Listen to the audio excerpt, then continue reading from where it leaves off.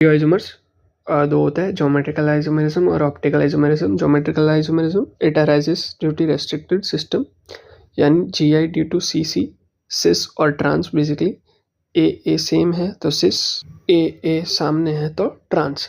सो इसमें क्या होता है कि ये रेस्ट्रिक्ट हो गया है, ये ही मूव करेंगे, सो ये जीआई बोलते हैं हम इसे। फिर अपना स्टीरियो सेंटर क्या होता है, any centre which can show stereo isomerism is stereo centre.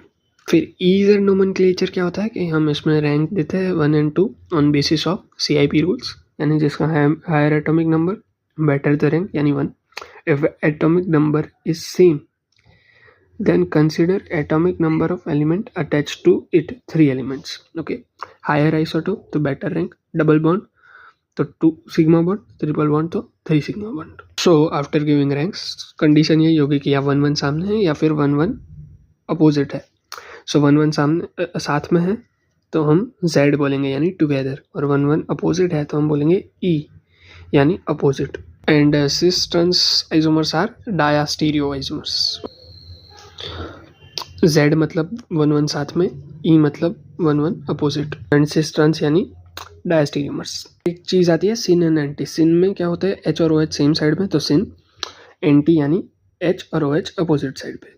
Then we have GI due to ring, if minimum 2 sp3 carbon has substitute different it will show GI। तो इसमें आ गया ये डैश और veg वाला cis trans. Okay, and अगर अपनी ring है उसमें नंबर ऑफ कार्बन एटम्स 8 या फिर 8 से ज़्यादा है तो GI शो करेगा, बट इट हैज़ सम अपने, एंड हाँ डबल बॉन्ड होना चाहिए रिंग में, और इट हैज़ सम एक्सेप्शन अपने, एक्चुअली नहीं है एक्सेप्शन अभी।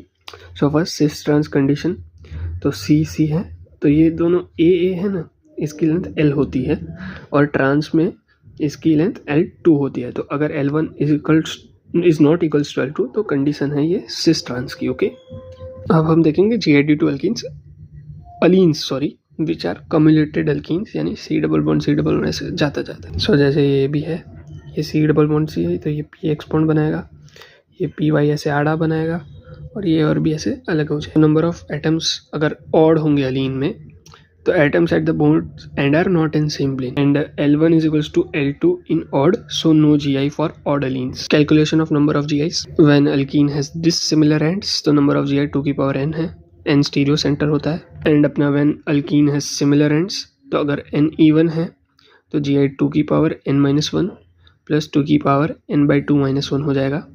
इफ n odd है तो GI क्या होगा, 2 की पावर n-1 प्लस 2 की पावर n-1/2। तो बेसिकली इसमें n-2/2 होता है, इसमें n-1/2 होता है, इवन और ऑड में।